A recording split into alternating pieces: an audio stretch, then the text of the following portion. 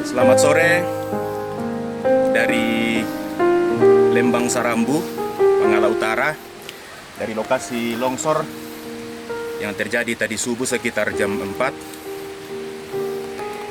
Sebagaimana kita ketahui bahwa longsor ini menelan korban jiwa 2 orang, kemudian 2 orang sedang dirawat di rumah sakit, dan ada 6 kepala keluarga yang kehilangan rumah dan harus mengungsi di tempat yang lebih aman.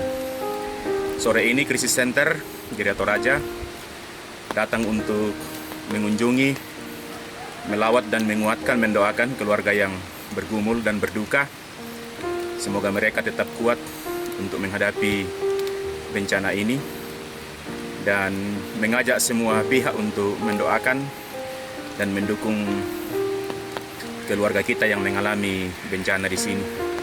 Daerah ini memang curah hujannya sangat tinggi. Masyarakat yang jadi korban bermukim di daerah yang di lereng pegunungan yang terjal, sehingga memang ketika curah hujan tinggi sangat rawan untuk terjadi longsor. Demikian yang dapat kami sampaikan.